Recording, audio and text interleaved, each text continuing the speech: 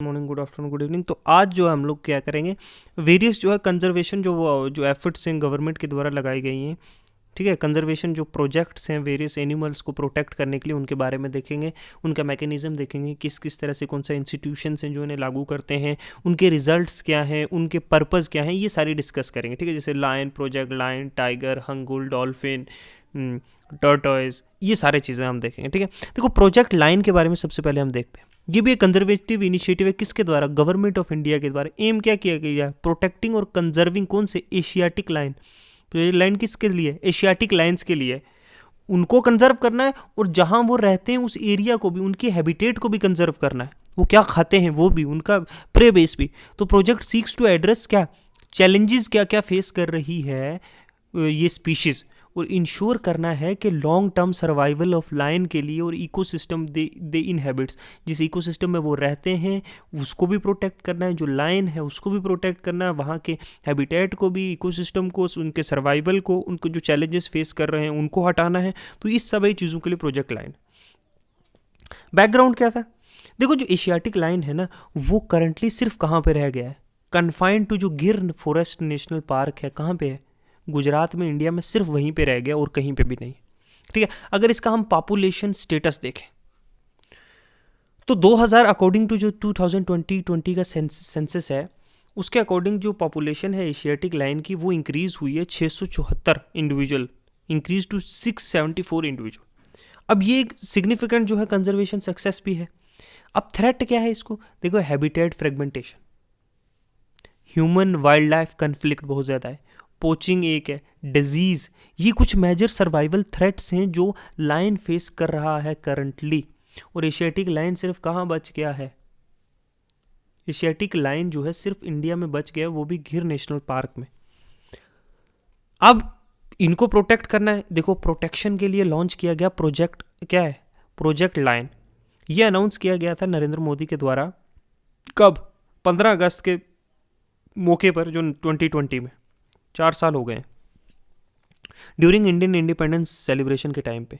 Objective क्या है? कि कंजर्व करना है, हमें बचाना है किसी तरीके से भी ये जो एशियाटिक लाइन की पॉपुलेशन है, उसका हैबिटेट जो लॉस हुआ उसको दोबारा से रिस्टोर करना है। डिजीज़ अगर है तो उसको मैनेज करना है।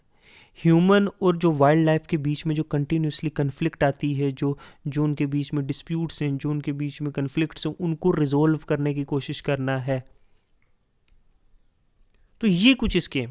अब एक की ऑब्जेक्टिव तो होता है ना प्रोजेक्ट लाइन का, तो क्या है कि हैबिटेट डेवलपमेंट। देखो, एक्सपेंड करना है। जो लाइन का जो हैबिटेट है ना, वो सिर्फ गिर फॉरेस्ट में ही नहीं होना चाहिए, जो नेशनल पार्क है गुजरात में, इससे जो है इससे और बाहर भी करना, मतलब एक्सपेंड करना है एरिया, डेवलप करने कुछ और सूटेबल इकोसिस्टम्स जहाँ वो रह सके दूसरे रीजन्स में, अक्रॉस अदर रीजन्स। रिड्यूस करना, ये जो हैबिटेट फ्रेगमेंटेशन हो रहा है ना, कि ये थोड़ा कहीं कहीं बच गए, नहीं, इस पूरे को कवर करना है।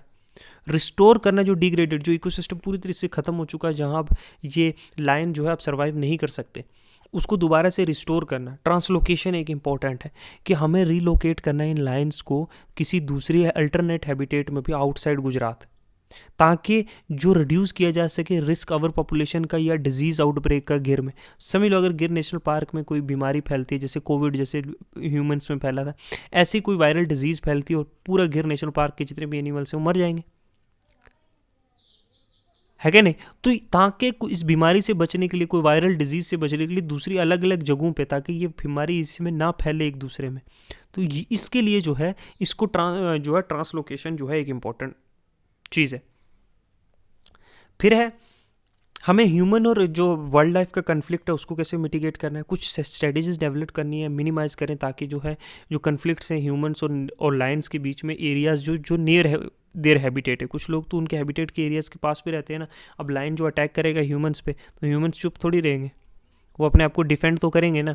या फिर रोड्स हैं, उनके बीच में आके मर जाते हैं, या फिर रेलवे से। तो इस तरीके से जो है उनको और ह्यूमन को इस तरीके से प्लान मैनेजमेंट करनी पड़ेगी, जिससे ह्यूमंस और जो लायंस का है वो कन्फ्लिक्ट कम रहे। डिजीज़ सर्वाइवल एस्टैब्लिश करना पड़ेगा, कोई अच्छी सी टेक्निक, मॉनिटरिंग सिस्टम या कंट्रोल सिस्टम, जिसे हम प्रिवेंट कर सके, कोई आउटब्रेक ना हो, जैसे 2018 में हुआ था कैरनाइन डिस्टेम्पर वायरस, CDV जिसको बोलते हैं, जिससे बहुत सारे लायंस की डेथ हो गई थी। तो इस तरीके का कोई डिजीज़ जो है फ्यूचर में ना हो, उसके लिए सर्विलेंस और मॉनिटरिंग होनी चाहिए कंटिन्यूसली। ट्रांसलोकेशन मैंने एक अहम चीज़ बताई, जिससे जो लार्ज नंबर जो है क्या स्पीशीज़ की डेथ नहीं होगी। तो ये कुछ मेजर्स हैं, ये प्रोजेक्ट लाइन के अंदर कुछ चीज़ें, ठीक है। फिर है जेनेटिक डाइवर्सिटी के लिए।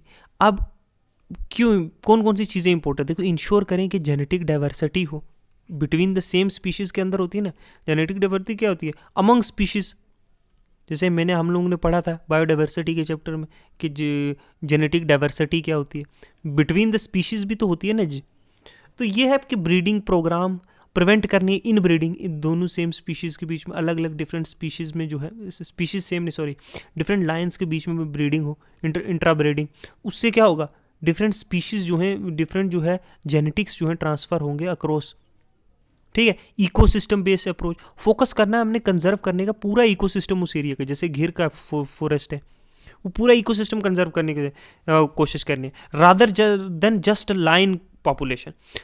क्योंकि अगर पूरा इकोसिस्टम प्रोटेक्ट करेंगे, जो प्रे होगा जिसको वो खाते हैं वो भी तो साथ में प्रोटेक्ट होंगे ना। अगर हम सिर्फ लाइन को प्रोटेक्ट करने की कोशिश करेंगे और इकोसिस्टम पूरी तरीके से तबाह हो जाए तो भी तो लाइन सस्टेन नहीं कर पाएगा ना। तो we have to conserve entire ecosystem, all other species also that lives among the lines, not only the lines। इसमें जो है अगर वैसा अप्रोच है तो कम्युनिटी पार्टिसिपेशन इंपॉर्टेंट है। हमें लोकल लोगों को इन्वॉल्व करना पड़ेगा कम्युनिटी एफर्ट्स में, ताकि इंश्योर किया जा सके कि को एग्जिस्टेंस हो, मतलब लोकल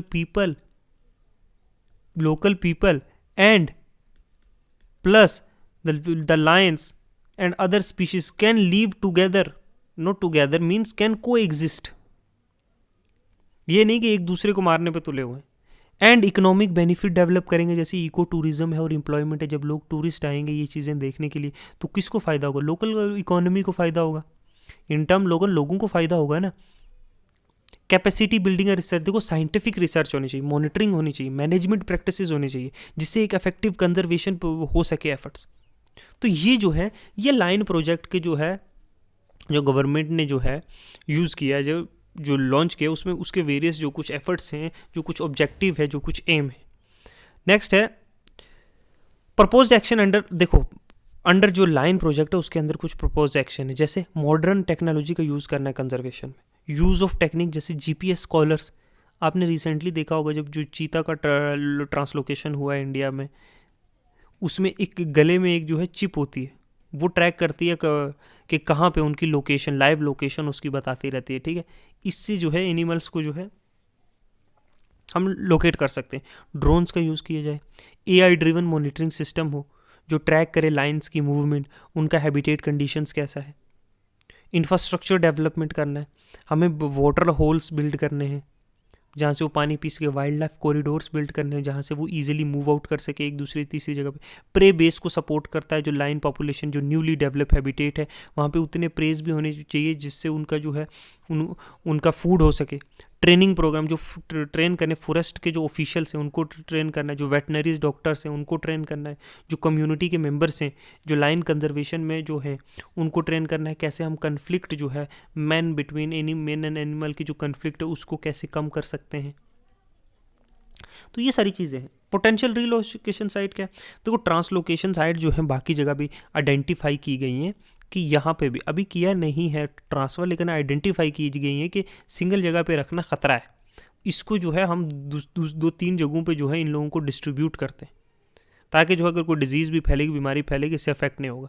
इसके लिए कुछ जो है एरियाज़ जो हैं उन्होंने चुने, जैसे जो कूनापालपुर वाइल्ड लाइफ सेंचुरी है मध्य प्रदेश की, ये भी एक पोटेंशियल साइट है जहाँ पे पहले होते थे लायंस, अब नहीं, इसलिए इनको री इंट्रोड्यूस किया जाएगा यहाँ पे, क्योंकि यहाँ पे एक सूटेबल हैबिटेट भी है और प्रे बेस भी है। इनादर एक है कि मुकुंदरा हिल जो टाइगर रिजर्व है राजस्थान की, ये भी एक और लोकेशन है जहाँ कंसिडर किया जा गया है कि लाइन का ट्रांसलोकेशन किया जाएगा। अदर साइड उत्तर प्रदेश में ही और बाकी स्टेट्स में भी हैं जहाँ पे सूटेबल इकोलॉजिकल कंडीशंस हैं कि हम लोग जो है लाइन्स को वहाँ पे जो है लोकेट कर सकते हैं। ये सारा प्रोजेक्ट लाइन के अंदर ही आता है, ठीक है। तो प्रोजेक्ट लाइन के ये कुछ जो है फीचर्स, एम और कैरेक्टरिस्टिक्स है। नेक्स्ट कौन सा चले, प्रोजेक्ट लाइन के बाद हम लोग नेक्स्ट करेंगे प्रोजेक्ट टाइगर।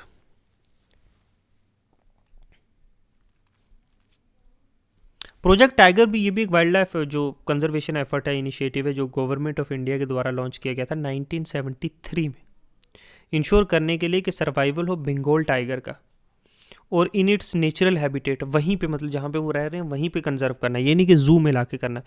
इसका फोकस क्या है कि हम लोग को टाइगर्स को एक तो प्रोटेक्ट करना है, कंजर्विंग उनकी इकोसिस्टम जहाँ वो रहते हैं, लोगों में अवेयरनेस पैदा करनी है कि क्यों इंपॉर्टेंट है टाइगर्स इन बायोडाइवर्सिटी, ये सारी चीज़ें लोगों को भी बतानी है। ऑब्जेक्टिव क्या है प्रोजेक्ट टाइगर का?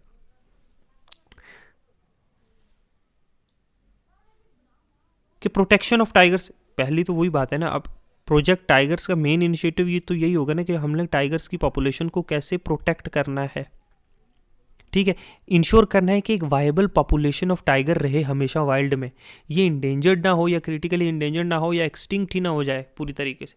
वो जहाँ रहते हैं उस इन्वायरमेंट को भी तो प्रोटेक्ट करना है, प्रिजर्व करना है, इन्हेंस करना है टाइगर की इन्वायरमेंट, इन्हेंस करना है उनके हैबिटेट का, और support the species and ecosystem बाकियों के साथ में। रिड्यूस करना कैसे, ह्यूमंस और वाइल्ड लाइफ का कन्फ्लिक्ट ना हो, आपस में लड़ाई ना हो, उनका जो है एक दूसरे की लाइफ में इंटरफेरेंस ना हो, वो कम करने की कोशिश करना है। ख़त्म तो कभी नहीं हो सकता, रिडक्शन करना है। मिटिगेट करने कन्फ्लिक्ट जो टाइगर्स और लोकल कम्युनिटीज़ के बीच में होते हैं। आपने कई बार वायरल वीडियोस देखे होंगे जहाँ पे टाइगर्स जो है घुस आया किसी के गाँव में, कैसे लोग उसके पीछे पड़े हुए। तो ये कन्फ्लिक्ट जो है कम करने, जो टाइगर रिजर्व्स के पास रहते हैं लोग उनके साथ, ठीक है। साइंटिफिक मैनेजमेंट, देखो अडॉप्ट करना कुछ science based managements practices tiger conservation के लिए, ना कि हमने ओल्ड जो है ओल्ड एज के वही जो घिसे पीटे चीज़ें अपना रहे, नहीं, scientific data base, statistics base, कि ये करने से अगर ये फ़ायदे हो रहे हैं तो नंबरिंग शो करेगा। प्रमोट इको डेवलपमेंट मतलब प्रमोट करना है कि रिड्यूस करना है डिपेंडेंसी जो है लोकल कम्युनिटीज़ की फॉरेस्ट रिसोर्स पे। तभी तो अगर लोकल जो है ओवर डिपेंडेंट होंगे फॉरेस्ट पे, जो टाइगर रिजर्व्स के इनके पास रहते हैं, तो जो है उनकी इकोसिस्टम जो एनिमल्स की वही ख़राब होगी at the last, local ecosystem ख़राब होगी। इससे क्या होगा, वो इम्पैक्ट करेगा टाइगर्स पे। तो हमें ये चीज़ ओवर डिपेंडेंस जो लोकल कम्युनिटीज़ का है फॉरेस्ट रिसोर्स पे, वो कम करना होगा। उसके लिए हमें डाइवर्सिफाई करने होंगे उनके जो है उनको जॉब अपॉर्चुनिटीज़ डिफरेंट टाइप्स की देनी पड़ेंगी। अब कौन से की फीचर्स, देखो प्रोजेक्ट जो जब स्टार्ट हुआ था ना, तो वो 9 टाइगर रिजर्व्स में, 9 टाइगर रिजर्व्स में 1973 में, अब एक्सपैंड होके 53 रिजर्व्स हो गई हैं। इस पे हम लोग एक स्पेसिफिकली लेक्चर्स करेंगे जिसमें हम लोग सारे टाइगर रिजर्व, उनकी लोकेशन और इस सारी चीज़ों के बारे में हम लोग पढ़ेंगे। आज 53 एज ऑफ 2023 कवर करते 75,796 जो स्क्वायर किलोमीटर है, 75,796 स्क्वायर किलोमीटर का जो एरिया है इंडिया का, वो कवर करते हैं। अराउंड 56 जो है रिजर्व्स हैं जिसमें जो है प्रोजेक्ट टाइगर इनिशिएट हुआ है। इसमें भी जो हमने जो है बायोस्फीयर रिजर्व्स में पढ़ा था, कोर जोन होता है और एक बफर जोन होता है। कोर जोन जो है वो स्ट्रिक्टली प्रोटेक्टेड एरिया होता है जहाँ कोई ह्यूमन एक्टिविटीज़ नहीं होती। बफर जोन जो है वो कोर जोन का सराउंडिंग एरिया होता है जहाँ कुछ लिमिटेड एक्टिविटीज़ जो है जो ह्यूमंस की वो अलाउड होती। प्रोजेक्ट टाइगर का जो है वो फोकस प्रे बेस पे भी इंश्योर करना है कि प्रे की एबिलिटी भी हो जो सस्टेन कर सके टाइगर की पॉपुलेशन को। फॉर एग्जांपल 30 टाइगर अगर किसी टाइगर रिजर्व में है तो उतने प्रे भी होना चाहिए, उनके लिए उतना फूड भी होना चाहिए खाने के लिए जिस पे वो सस्टेन कर पाएंगे। अगर प्रे बेस मतलब फूड ही उनका शिकार ही ख़त्म हो गया तो अल्टीमेटली जो वो जिंदा तो नहीं रह पाएंगे। No living being can live without food. तो फोकस प्रे बेस का भी है टाइगर का प्रोजेक्ट में। मॉनिटरिंग एंड रिसर्च, रेगुलर जो है प्रोजेक्ट जो है पॉपुलेशन असेसमेंट और हैबिटेट मॉनिटरिंग है, उसका यूज़ किया जा रहा है एडवांस टेक्नोलॉजीज़ के द्वारा कि कितनी पॉपुलेशन का इंक्रीज़ हुआ है, हैबिटेट कैसा है, क्या बड़ा है, अच्छा है, प्रे बेस अच्छा है, वाटर अवेलेबिलिटी है, सारा कुछ देखा जाता है। कार्बन कैमरा ट्रैप से, पग मार्क्स एनालिसिस से और ड्रोन से। पग मार्क क्या होता है, जो उसके फीट्स होते हैं ना उनको बोलते हैं, ठीक है, पग मार्क्स, ठीक है, ओके। कैमरा ट्रैप्स तो समझते हो ना, छोटे छोटे कैमरा, हिडन कैमराज लगाए जाते हैं। ड्रोन्स वो भी आप समझते हो, हवा में जो चलते हैं। तो इन सारी चीज़ों से मॉनिटर और रिसर्च किया जाता है। कम्युनिटी लोकल लोगों को इन्वॉल्व किया जाता है कंजर्वेशन एफर्ट्स में, because they know their forest more than any alien people coming from big cities.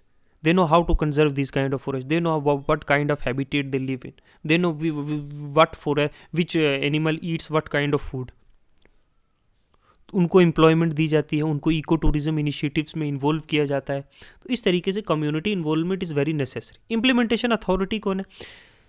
जो टाइगर प्रोजेक्ट टाइगर है, वो किसके द्वारा एडमिनिस्टर किया जाता है? नेशनल टाइगर कंजर्वेशन अथॉरिटी के द्वारा. किसके द्वारा? नेशनल टाइगर कंजर्वेशन अथॉरिटी के द्वारा, जिनको एनटीसी कहते हैं. देखो, ये एस्टैब्लिश की गई थी 2006 में. टाइगर कंजर्वेशन कब शुरू हुआ? 1976 में. एस्टैब्लिश की 2006 में अंडर दी किसके?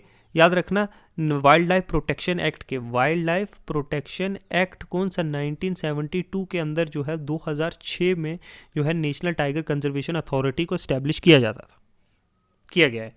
प्रोजेक्ट जो है वो फंडेड बाय कौन है? सेंटर और स्टेट गवर्नमेंट्स के द्वारा अंडर ए शेयर्ड जो है फाइनेंशियल अरेंजमेंट. मतलब अब जो है प्रोजेक्ट का जो फाइनेंशियल है वो सेंटर भी करता है, स्टेट भी करता है. क्या है मतलब? सेंटरली स्पॉन्सर्ड स्कीम है. ये क्या है? सेंट्रली स्पॉन्सर्ड, ये सेंट्रली स्पॉन्सर्ड स्कीम है. मतलब क्या है कि सेंटर और स्टेट जो है वो शेयर करता है दोनों फाइनेंशियल बर्डन्स जो है टाइगर के कंजर्वेशन. देखो, टाइगर जो सेंसस है वो कंडक्ट किया जाता है हर 4 साल में. ठीक है. क्या एलिमिनेट करने के लिए? टाइगर की एस्टिमेट करने के लिए टाइगर की पॉपुलेशंस को जो है हर 4 साल में कि कितना जो है एफर्ट्स, अगर हमने कंजर्वेशन एफर्ट्स लगाए हैं तो उसका डेटा भी तो होना चाहिए ना, कि इम्प्रूवमेंट हो रहा है, नहीं हो रहा. अगर हो रहा है तो वेल एंड डन, उसी पे काम और किया जाएगा. अगर नहीं हो रहा तो कहीं ना कहीं कमियां भी तो पता चलेंगी ना. तो हर 4 साल में सेंसस होता है. बहुत सारी यूजिंग साइंटिफिक मेथडोलॉजीज, जैसे कैमरा टैपिंग है, लाइट ट्रांसेक्ट सैम्पलिंग है, और भी बहुत सारी चीज़ें. अचीवमेंट क्या है प्रोजेक्ट टाइगर्स की, वो देखते हैं. देखो, टाइगर का जो नंबर है वो इंडिया में वो सिग्निफिकेंटली इंक्रीज हुआ है. जैसे 2006 का सेंसस देखें तो 1411 टाइगर्स थे. ठीक है. वहीं अगर 2010 के सेंसस देखो तो 1706 टाइगर्स थे. 2014 में देखो तो 2026, 2018 में देखो तो 2900 कुछ है. तो इंडिया जो है वो 70% जो दुनिया का जो वर्ल्ड टाइगर पॉपुलेशन है वो जो है इंडिया में एग्जिस्ट करती है. तो लार्जेस्ट है, और कहीं पे दुनिया में इतने टाइगर्स नहीं है. तो कंटिन्यूसली क्या हो रहा है? इंक्रीज हो रहा है पॉपुलेशन. इंक्रीज कर रहे हैं कि नहीं? अराउंड 3000 से भी ऊपर आज हमारे पास टाइगर्स हैं. वहाँ एक टाइम पे जो है इंडेंजरिंग और एक्सटिंक्ट पे की कगार पे था. तो टाइगर जो प्रोजेक्ट है वो उसने एक जो क्या किया है, एक पॉजिटिव आउटकम हुआ है उसका. हुआ है कि नहीं हुआ है? इन्हेंस किया है प्रोटेक्टेड एरियाज को. देखो, एक्सपेंशन हुआ टाइगर रिजर्व्स का. कहाँ 9 थे और कहाँ 53 तक पहुंच गए. और इसने क्या किया? बहुत सारे क्रिटिकल कॉरिडोर्स को भी कनेक्टिंग देम प्रोटेक्ट किया है. प्रोटेक्शन ऑफ क्रिटिकल कॉरिडोर्स, और वो जो कनेक्ट करते हैं, जैसे ये एक फॉरेस्ट पैच है, एक ये फॉरेस्ट पैच है, अब बीच में जो है बस्तियाँ हैं, रोड्स हैं, ये अब ये कैसे एक कॉरिडोर होगा जो फॉरेस्ट का पूरा. ठीक है. ये इसको कहते हैं एक फॉरेस्ट एरिया को दूसरे से कनेक्ट करता है. इसमें एनिमल्स जो है, जो डिफरेंट काइंड ऑफ टाइगर है, एलिफेंट है, वो यहाँ से ट्रैवल करके इस फॉरेस्ट में भी जा सकते हैं. इससे क्या होता है? उनका हैबिटेट एक्सपेंड होता है क्या नहीं?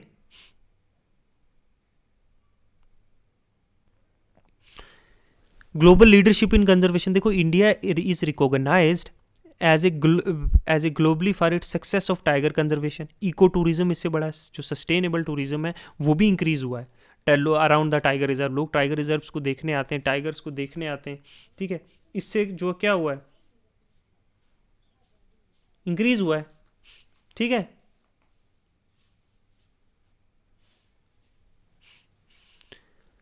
नेक्स्ट चलते हैं. अब टाइगर का असेसमेंट कैसे हो? देखो, जो टाइगर है ना, मैंने आपको ऊपर भी सेंसस के बारे में बताया. जो टाइगर है ना, टाइगर का जो असेसमेंट है कि कितना प्रोजेक्ट को असेस भी तो किया जाता है ना, कि इसका क्या काम हुआ है.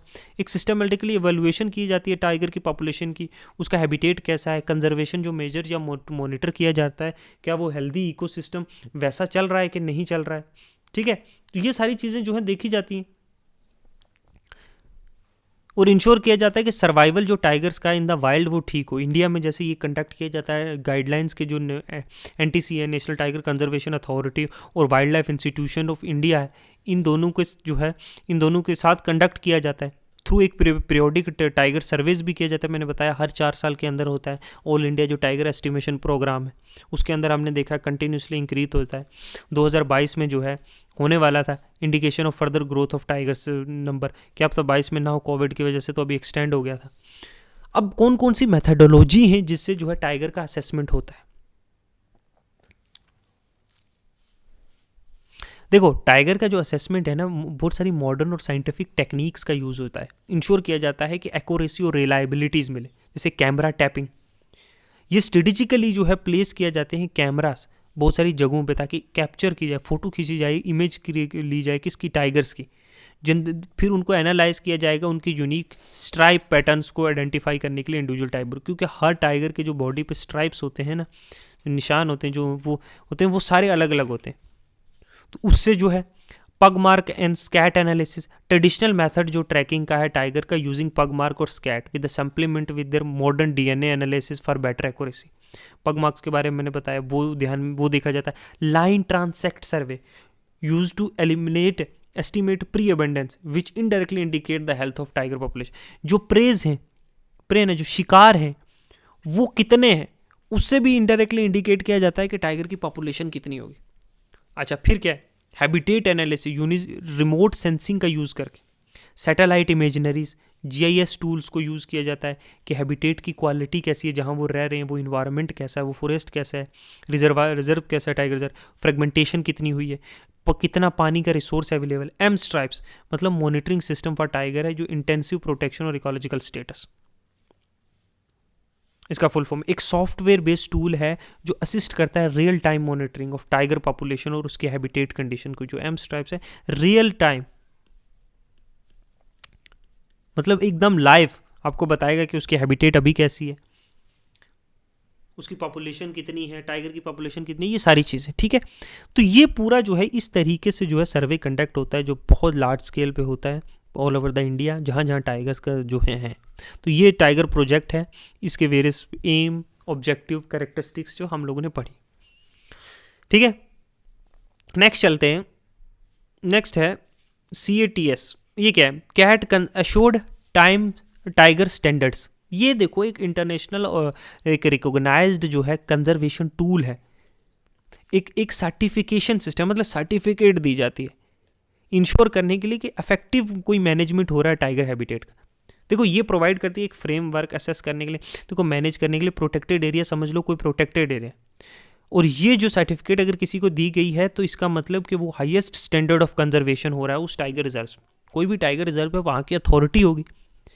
देखो इनिशिएशन देखो डेवलप किया था 2013 में, किसने, वर्ल्ड वाइड जो फंड फॉर नेचर है और बाकी जो अदर टाइगर कंजर्वेशन ऑर्गेनाइजेशन है जो पार्ट है नेशनल टाइगर रिकवरी प्रोग्राम का, उनके द्वारा।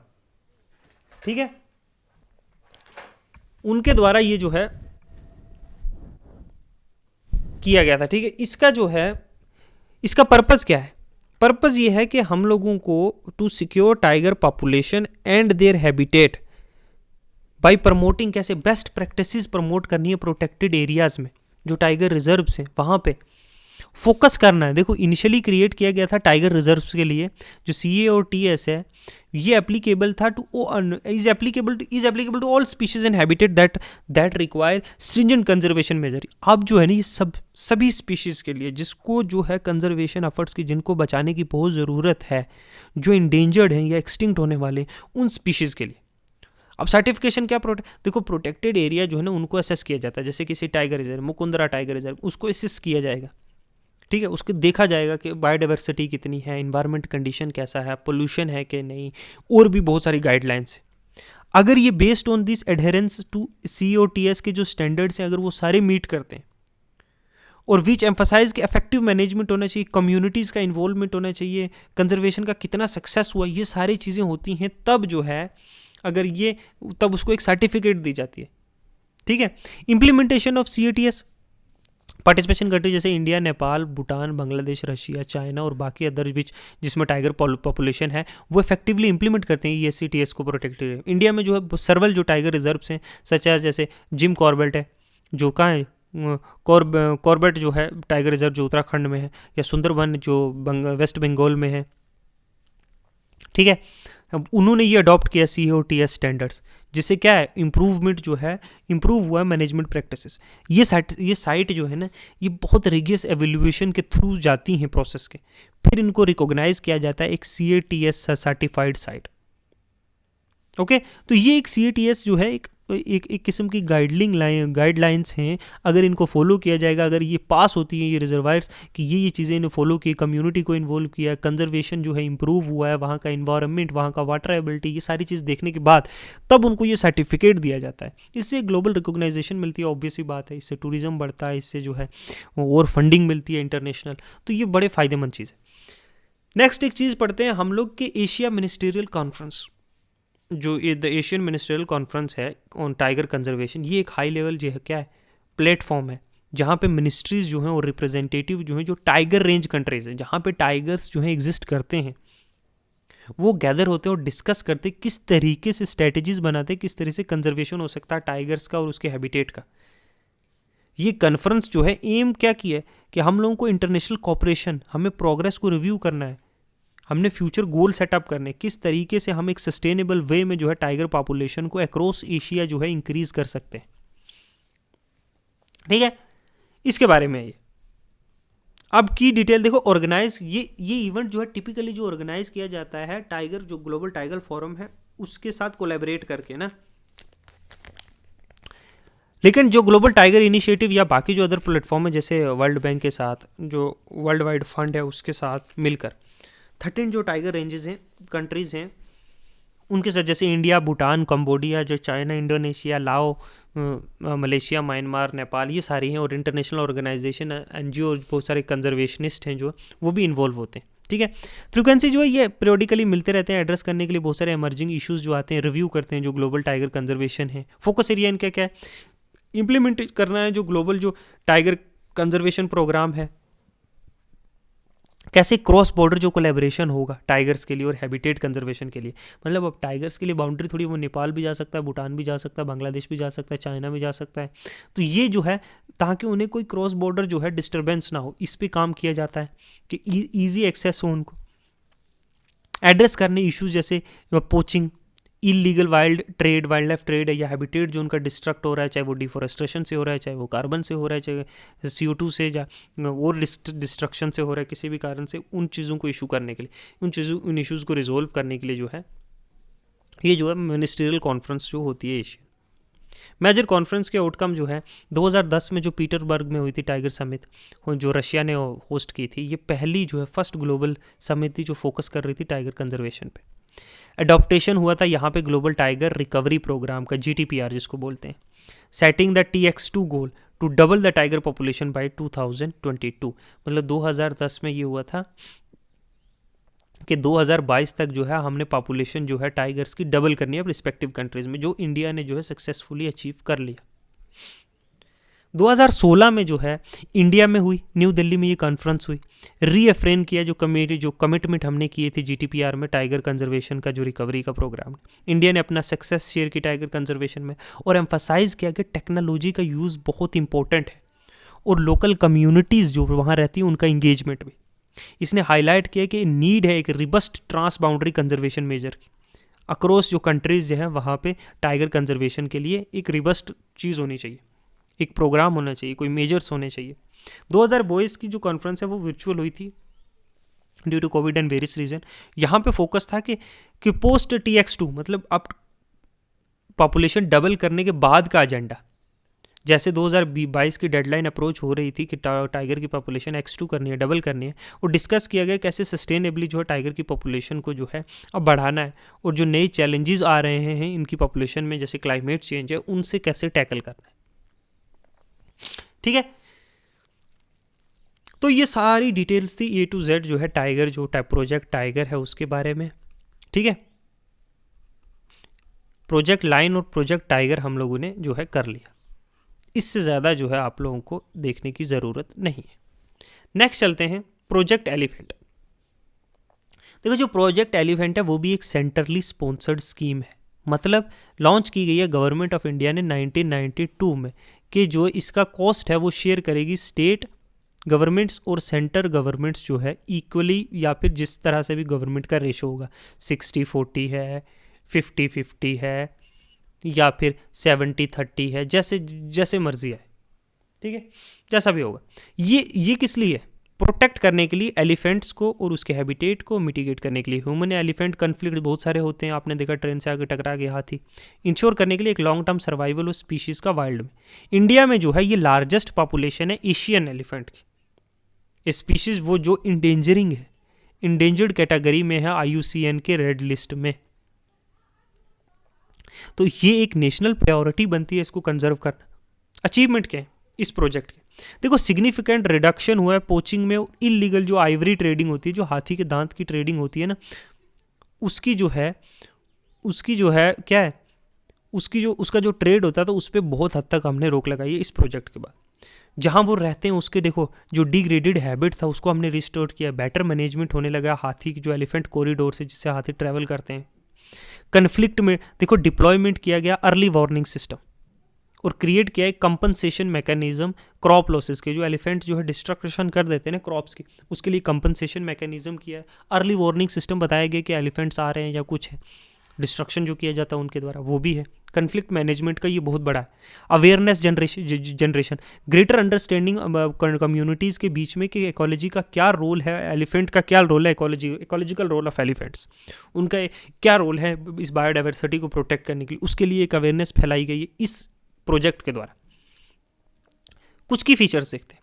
देखो एलिफेंट रिजर्व, इंडिया ने एस्टैब्लिश किए 33 elephant reserves across 15 states, approximately 65,000 square kilometre. Notable जैसे नीलगिरी एलिफेंट रिजर्व से तमिलनाडु, केरला और कर्नाटका में। काजीरंगा का खारबी एंगलुंग जो रिजर्व से आसाम में।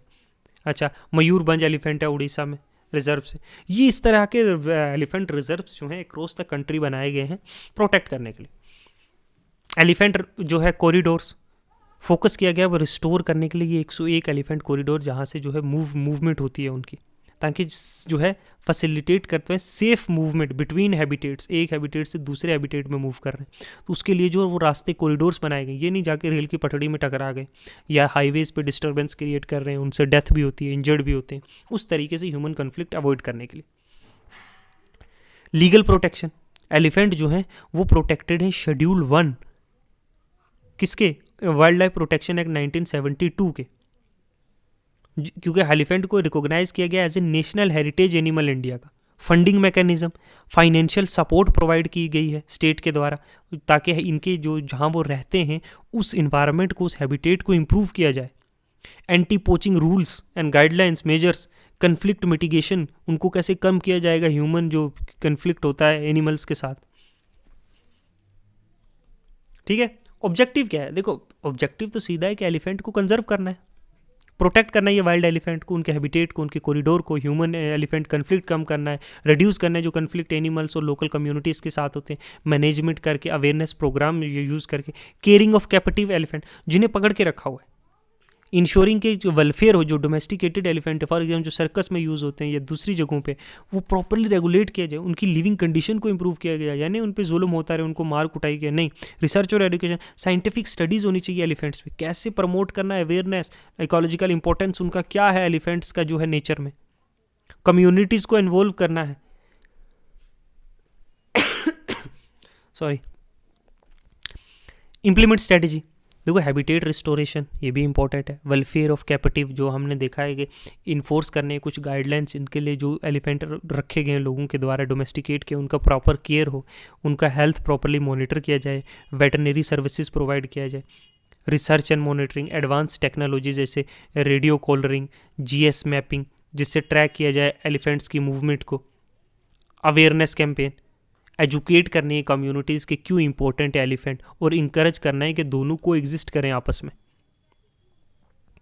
इसी के रिलेटेड एक इंपॉर्टेंट जो इंस्टीट्यूशन है वो है माइक का, मॉनिटरिंग ऑफ इलीगल जो किलिंग होती है एलिफेंट्स की।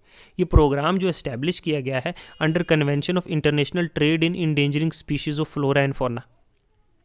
उसके अंडर है, साइट के अंदर, ठीक है, माइक, ठीक है। ये एम क्या है कि मॉनिटर करना और एड्रेस करना है एलिफेंट पोचिंग और इलीगल जो ट्रेड है आइवरी का या बाकी जो एलिफेंट के प्रोडक्ट्स जो बेचे जाते हैं उनको कैसे रोका जाएगा। कलेक्ट करने हैं डाटा कि कितना इलीगल किलिंग हुई है एलिफेंट्स की और किस एरियाज में हुई है, आइडेंटिफाई करने हैं कॉजेज, अंडरस्टैंड करने क्या स्कोप क्या स्केल ऑफ जो है प्रॉब्लम्स है, कंजर्विंग स्ट्रेटजीज, फिर प्रोवाइड करना रिलायबल इन्फॉर्मेशन जिसे हेल्प और डिज़ाइन किया जैसे इंप्लीमेंट किया जा सके, इनको किस तरीके से हमें बचाया जा सकता है।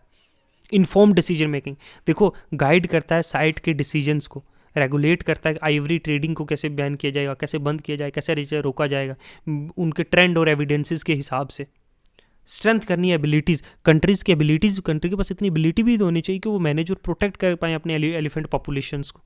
तो ये सारे जो हैं माइक के दिए, माइक साइट इंडिया में देखो सम ऑफ दी जो डेजिग्नेटेड साइट्स है बहुत सारी हैं, जैसे चिरांग रीपू वाइल्ड लाइफ सेंचुरी है, दिहांग पटकाई है, ईस्टर्न दुआर्स है वेस्ट बंगाल में, परियार है केरला में, मधुमलाई है तमिलनाडु में। ये कुछ जो माइक्स के जहाँ प्रोग्राम्स जो हैं एक्टिवली जो पार्टिसिपेट करते हैं, माइक इंडिया भी पार्टिसिपेट करता ही है। कुछ डेजिग्नेटेड साइट के बारे में मैंने बताया। एक और इनिशिएटिव है हाथी मेरा साथी, ये एक जो है पब्लिक अवेयरनेस कैंपेन चलाया गया था ministry of forest climate change के द्वारा, गवर्नमेंट इंडिया के द्वारा। ये भी एक पार्ट है प्रोजेक्ट एलिफेंट का। ये कैंपेन भी जो एम्फसाइज करता है किस तरीके से कंजर्वेशन जो एलिफेंट्स का हो सकता है, कैसे हम को एग्जिस्टेंस बिटवीन ह्यूमन और एलिफेंट कर सकते हैं कि दोनों साथ में इकट्ठे रहें, उन दोनों में कन्फ्लिक्ट ना हो। ये जो है वर्ल्ड एलिफेंट डे जो 12 अगस्त 2011 को था तब लॉन्च किया गया था। ये कैंपेन सेलिब्रेट करता है कि इंडिया का जो नेशनल हेरिटेज एनिमल है जो एलिफेंट है उसके लिए प्रमोट किया जाता है, अवेयरनेस, इकोलॉजिकल, उसकी कल्चरल सिग्निफिकेंस, ये सारी चीज़ें, ठीक है। तो एलिफेंट जो प्रोजेक्ट है उसके मैंने आपको ये चीज़ें जो है गवर्नमेंट के द्वारा की गई हैं, इनको जो है क्या है कंजर्व करने के लिए, उनको उनकी हैबिटेट को, ठीक है। नेक्स्ट है प्रोजेक्ट राइनो। देखो प्रोजेक्ट राइनो जो है ना, ये भी एक कंजर्वेशन इनिशिएटिव जो इंडिया के द्वारा लॉन्च किया गया है। जो वन हॉर्न राइनो है उसके लिए, also known as one horn rhino, एक सींग होता है उसके जो है सर पे आगे मुंह पे। ये ऑफिशियली इनिशिएट किया गया था गवर्नमेंट ऑफ आसाम के द्वारा और wild life protection society of India के द्वारा, WPSCA जो है उसके द्वारा, कोलैबोरेटिंग विद बाकी वाइल्ड लाइफ ऑर्गेनाइजेशन के लिए एड्रेस करने के लिए जो चैलेंजेस जो फेस कर रही है स्पीशीज़, इंक्लूडिंग जो पोचिंग है, हैबिटेट लॉस है, जो वाइल्ड लाइफ कन्फ्लिक्ट है। बैकग्राउंड और इंपॉर्टेंस क्यों है, देखो इंडियन रैनो जो है जो एक वर्नरेबल है, अगर IUCN का स्टेटस देखें रेड लिस्ट का तो उसमें वर्नरेबल में आता है। उसकी पॉपुलेशन जो प्राइमरली जो कंसनट्रेटेड है वो north eastern state of India, specially Kaziranga national park में, जिसमें लार्जेस्ट पॉपुलेशन ऑफ स्पीशीज़, बाकी कहीं पे इंडिया में नहीं पाई जाती सिवाय आसाम के, ठीक है। अब जो है पोचिंग बहुत ज़्यादा होती थी रैनोज की, हैबिटेट बहुत ज़्यादा डिग्रेड हो गया है, इंक्रीज हो गया ह्यूमन और एनिमल का कन्फ्लिक्ट, ये कुछ मेजर थ्रेट्स हैं सर्वाइवल के लिए इंडियन रैनो के। अब इसके लिए जो है इंडियन रैनो विजन जो 2020 का था, इसमें क्या था कि रैनोज को ट्रांसलोकेशन किया जाए, क्योंकि एक काजीरंगा नेशनल पार्क में जो है जो ओवर पॉपुलेटेड एरिया है, रीजन है काजीरंगा का, बाकी कहीं पे नहीं। तो इसको ट्रांसलोकेट किया जाएगा ताकि कोई डिजीज़ स्प्रेड की वजह से जो है इनको ये जो है ख़त्म ना हो जाए, ठीक है। इसको मानस नेशनल पार्क्स में जो है या पोबी तोरो वाइल्ड लाइफ सेंचुरी है जो इस्टेब्लिश की गई थी नई रैनो की पॉपुलेशंस के लिए। ये फर्स्ट सक्सेसफुल जो ट्रांसलोकेशन है ये 2008 में हुआ था, एक जगह से दूसरी जगह, जहाँ सर्वल जो है रैनोज को जो वो रीलोकेट किया गया था मानस नेशनल पार्क में, विच हैज़ बिन जो सीवियरली अफेक्टेड थी पोचिंग और इंसर्जेंसी इशूज़ जो पास्ट में चले हैं असम एरियाज़ में, उससे बहुत ज़्यादा अफेक्टेड थी ये पॉपुलेशन। मॉनिटरिंग एंड रिसर्च, देखो एक्सटेंसिव जो मॉनिटरिंग थी वो राइनो पॉपुलेशन की गई through use of GPS collars का यूज़ किया गया, कैमरा ट्रैप्स और बाकी रेगुलर सर्वेस के द्वारा जो हेल्प करेंगे इनकी हेल्थ, मूवमेंट और बिहेवियर जो है रैनोज का, उसके लिए डेटा जो है अलो करता है more effective management strategy ensure करेंगे कैसे सक्सेस। तो सक्सेस के बारे में भी तो पढ़ना है कि ट्रांसलोकेशन से क्या फ़ायदा हुआ है, जो सर्वाइवल जो है नई जगह पर क्या कर सकते हैं रैनोज के नहीं कर सकते। एंटी पोचिंग इफेक्ट प्रोग्राम्स जो लाए गए, ठीक है, एंटी पोचिंग के लिए एंटी पोचिंग टीम्स जो है वो इस्टेब्लिश की गई, जो एंटी पोचिंग टीम्स है उसका इस्टेब्लिशमेंट हुआ ताकि इनके सर्विलेंस होगा, टेक्नोलॉजी जैसे ड्रोन, कैमराज और नाइट विजन डिवाइसेस के यूज़ करके जो एंटी पोचिंग स्क्वाड से ये यूज़ करेंगे रैनोज कहाँ मूवमेंट कर रहे हैं वो देखने के लिए। कम्युनिटीज़ का इन्वॉल्वमेंट किया गया, अवेयरनेस प्रोग्राम्स लॉन्च किए गए ताकि रिड्यूस किया जाए जो इलीगल आइवरी ट्रेडिंग होती है राइनोज की, उसको रोकने के लिए ठीक है, इनकी पॉपुलेशन को इंक्रीज़ करने के लिए, इनके हैबिटेट को प्रोटेक्ट करने के लिए ये सारी चीज़ों का यूज़ हुआ है। हैबिटेट रिस्टोरेशन और प्रोटेक्शन, देखो सिग्निफिकेंट बहुत सारे एफर्ट्स ये भी डाले गए हैं जहाँ वो रहते हैं वहाँ के इन्वायरमेंट को भी, तो जैसे नए planting of grasslands, protection of जो वेटलैंड्स हैं, क्योंकि ये वेटलैंड में रहते हैं, पानी में, कीचड़ में, तो काजीरंगा नेशनल पार्क्स और जो बाकी जहाँ पे रेनोज रहते हैं वो बेटर मैनेजमेंट किया जाए, ताकि ये भी देखा जाए कि जो फूड है वो इनके लिए एडिक्वेट फूड हो, वाटर रिसोर्स हो रेनोज के लिए। ह्यूमन एनिमल कन्फ्लिक्ट को कम करना है, सच जैसे कैसे रिड्यूस किया जा सकता है, कंस्ट्रक्शन ऑफ इलेक्ट्रिक फेंसेस, बिजली की तारे जैसा, ताकि वो करंट लगे जाके अंदर घुसने से, उनके हैबिटेट में क्यों घुसना है। एंटी पोचिंग कैंप्स लगाए गए, अल्टरनेटिव लोकल कम्युनिटीज़ जो है उनके हैबिटेट में ना घुसे, उनके लिए अल्टरनेटिव कम्युनिटीज़ के लिए प्रोग्राम्स लॉन्च किए ताकि वो उधर से लिवलीहुड कमा सकें जो राइनोज के हैबिटेट के नज़दीक रहते हैं। कैपेसिटी बिल्डिंग और कम्युनिटी, लोकल कम्युनिटीज़ जो है बहुत इंपॉर्टेंट है, किसी भी पॉपुलेशन, किसी भी पॉपुलेशन जो एनिमल है उसको कंजर्व करने के लिए, मॉनिटर करने के लिए, ठीक है। इतना मेन फोर्स कहीं पे नहीं होता, ठीक है, इन लोगों को इन्वॉल्व किया जाता उन कामों में, ठीक है। तो ये था टाइगर कंजर्वेशन, ओके।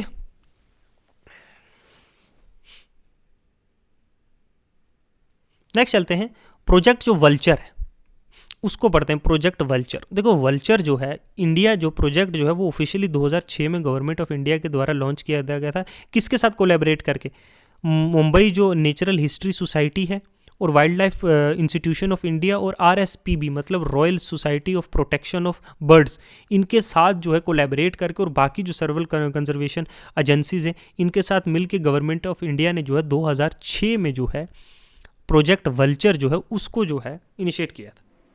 इसका एम था कि हमने सेफगार्ड करना है वल्चर्स को और इंश्योर करना है इनका लॉन्ग टर्म सर्वाइवल हो, क्योंकि ये एक वाइटल स्पीशीज़ है वाइल्ड में, ये एक स्कैवेंजर्स का काम भी करती है, जो डेड एनिमल्स जो है उनको ख़त्म करने के लिए, नहीं तो जो वो है इन्वायरमेंट में रह जाएंगे, उससे बहुत सी डिजीज स्प्रेड होंगे। इस प्रोग्राम का जो प्रोजेक्ट वल्चर है, इसका की इनिशिएटिव था कि एक safe zone, vulture safe zone जो हमने क्रिएट करना है।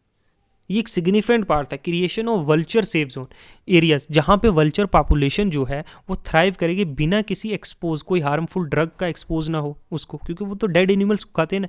ये जोन जो है प्रिवेंट करेंगे कि डेक्लोफेनिक का यूजेज इस एरियाज में ना हो, हैबिटेट रिस्टोर करनी है, उनकी प्रोटेक्शन करना, उनको ब्रीडिंग साइट्स उनको प्रोवाइड करनी है।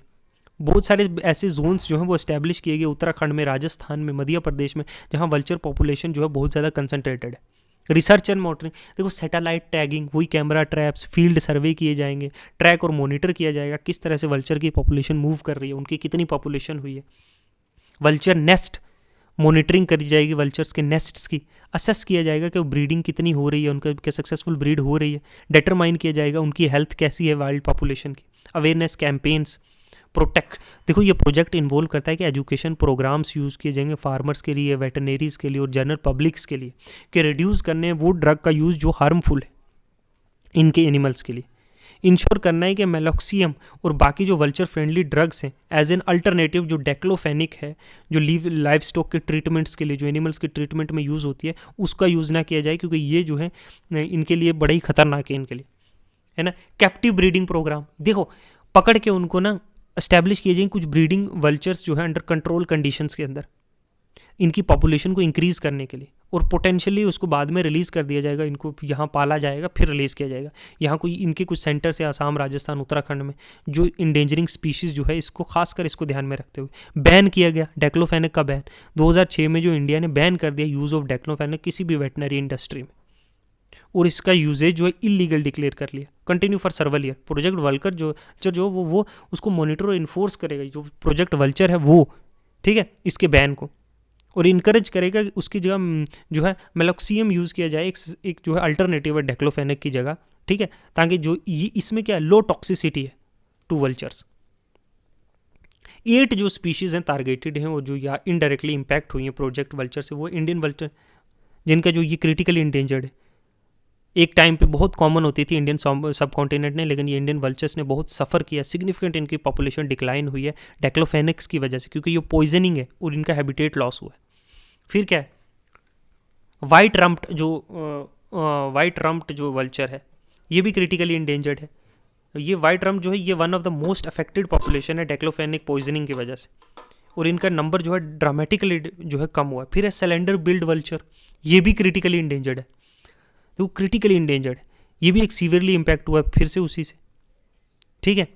फिर हिमालयन वल्चर है, हिमालयन सिलेंडर वल्चर जो होती है, हिमालयन वल्चर जो है ये हाई एल्टीट्यूड्स में इंडिया में जो है सब कॉन्टिनेंट में पाई जाती है। ये भी एक फेस कर रही है बहुत सारे थ्रेट्स, सेम टॉक्सिक ड्रग्स की वजह से, जो बाकी वल्चर्स को जो है अफेक्ट कर रही है। फिर इजिप्शियन वल्चर है, ये भी इंडेंजर्ड है,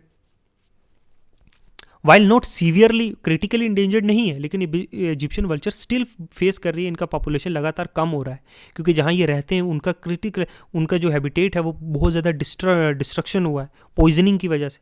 लॉन्ग बिल्ड, ये भी नियर थ्रेटेंड है, ये भी ऑल्सो अफेक्टेड बाई जो डेक्लोफेनेक जो वेटरनरी मेडिसिन है जो एनिमल्स के लिए यूज़ होती है ना, इनकी पॉपुलेशन भी कम हो रही है। दो ये क्रिटिकली इंडेंजर्ड नहीं है, नियर थ्रेटेंड है।